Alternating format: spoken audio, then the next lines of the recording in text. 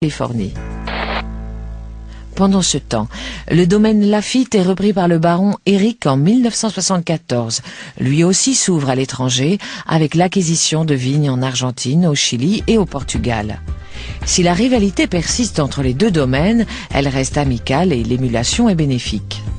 Dans chaque vignoble, l'équipe est déterminée à faire mieux que ceux d'en face. Et cela a dû concourir à maintenir la bonne qualité de leur vin. Mais les Rothschild ne sont pas seulement des producteurs de vin, ils restent des banquiers. Dans les branches de Londres et Paris, ils s'efforcent de perpétuer la tradition familiale en influençant leur époque. Dans les années 1980, les tensions qui en résultent vont déboucher sur une guerre acharnée opposant un père et son fils. Depuis maintenant plus de 2 siècles, le nom des Rothschild est associé à la banque et à la finance internationale, mais aussi au monde du vin, de l'art et de la philanthropie. Pourtant, dans les années 1950, la réussite de la famille dans le monde des affaires semble compromise. Toujours sous le coup de la Seconde Guerre, les banques de Londres et Paris sont sur le déclin et se contentent de gérer des comptes personnels et de s'occuper de riches clients.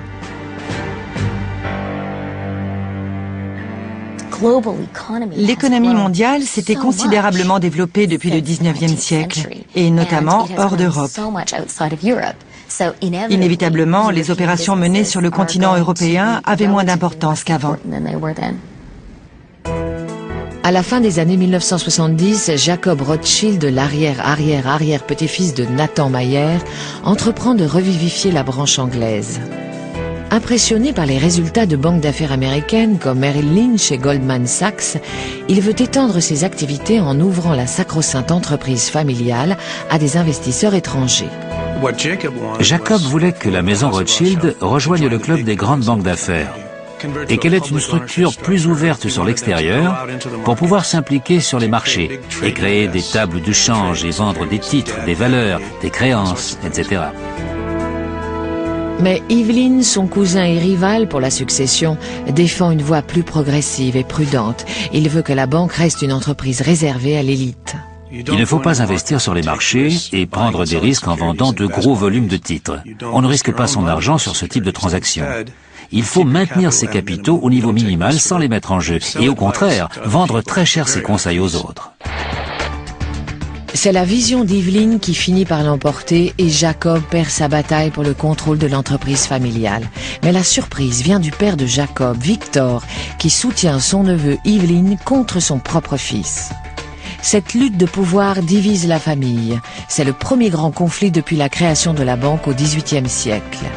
Jacob claque la porte en emportant ses clients et fonde Rothschild Investment Trust. Jacob en a fait un établissement de grande envergure qui investissait dans toutes sortes de choses et ça a très bien marché. Lui et son fils ont une fortune estimée à environ 3 milliards de dollars. Evelyn reste à la tête de NM Rothschild.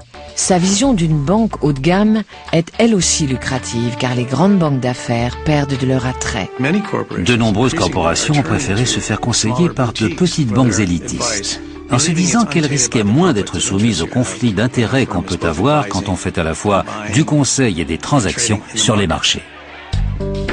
Pendant ce temps, de l'autre côté de la Manche, la branche française est dans la tourmente. Depuis 1944, elle est dirigée par l'énergique Guy de Rothschild qui a reconstruit l'empire familial en diversifiant les activités de la banque, de la gestion des investissements à celle des comptes courants. Le baron Guy était l'archétype de l'aristocrate français. C'était un homme mince avec un goût impeccable. Mais en 1981, le gouvernement socialiste de François Mitterrand prend une décision sans précédent. Il nationalise la banque. Bien qu'il reçoive une compensation financière, Guy est anéanti.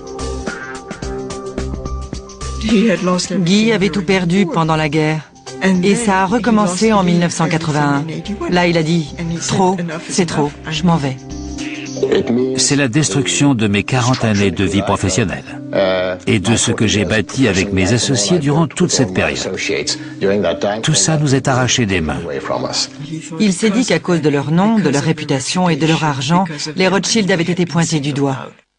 Guy s'installe provisoirement à New York mais finit par revenir en France après un changement dans la politique du pays. Il travaille alors avec son fils David à la réouverture de la banque. C'est une réussite remarquable, notamment de la part de David de Rothschild, car il a réussi à reconstruire la banque française en repartant de presque rien. Ils n'avaient même pas le droit d'utiliser leur nom, même s'ils avaient toujours leur réputation et leurs relations, ce qui les a forcément aidés. Dans les années 1990, il devient évident que les branches concurrentes de France et de Grande-Bretagne vont devoir unir leurs forces si elles veulent survivre dans le monde sans pitié de la finance. En 2003, pour la première fois depuis que Nathan et James ont collaboré pour vaincre Napoléon en 1815, les deux banques fusionnent. Yveline abandonne son poste à la tête de la branche anglaise et David, son homologue français, prend en charge la direction du nouveau groupe. Aux yeux d'Evelyn de Rothschild, l'une de ses plus grandes réussites, c'est la réunion des branches françaises et britanniques de la famille. Au moins un membre de la nouvelle génération semble reprendre brillamment le flambeau familial. Nat Rothschild, associé d'Henrit, le fonds d'investissement londonien créé par Jacob, son père, a remporté un immense succès au sein du hedge fund Atticus Capital. Il a notamment gagné gros en conseillant les nouveaux milliardaires russes. Cela démontre un grand esprit d'entreprise et une volonté de se jeter dans l'inconnu avec une audace qu'on n'attend pas d'une famille si vieille et si établie. Nat a également hérité du goût des Rothschild pour la grande vie. C'est un passionné de ski et de belles femmes comme l'actrice Nathalie Portman. Et il utilise son jet privé pour faire la navette entre ses différentes propriétés de Suisse, de Paris, Moscou, Londres ou New York.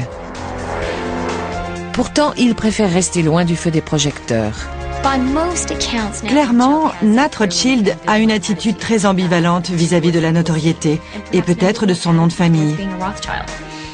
Bien sûr, d'un côté, les relations familiales l'ont beaucoup aidé. Mais je pense qu'être un Rothschild, c'est aussi un fardeau. Il faut se montrer à la hauteur de ce nom et on doit se demander comment, en tant qu'individu, on peut laisser sa trace personnelle dans l'histoire familiale. Que ce soit ou non un poids, c'est un héritage impressionnant et unique. Il est frappant de voir une famille de banquiers se perpétuer sur 6 ou 7 générations. Toutes les anciennes grandes banques commerciales, sans exception, ont fait faillite ou ont été rachetées et absorbées par les banques d'affaires. Ce qui me fascine le plus chez les Rothschild, ce n'est pas tant leur immense fortune ou leurs opérations financières que leur intelligence et leur talent immense qui se manifeste génération après génération. Ce qui est le plus remarquable, c'est qu'au bout de 2 siècles, les Rothschild sont toujours influents sur la scène internationale et que leur expertise est toujours recherchée. Avec les marchés financiers extrêmement sophistiqués que nous avons aujourd'hui, avoir les conseils d'un Rothschild, c'est très rassurant.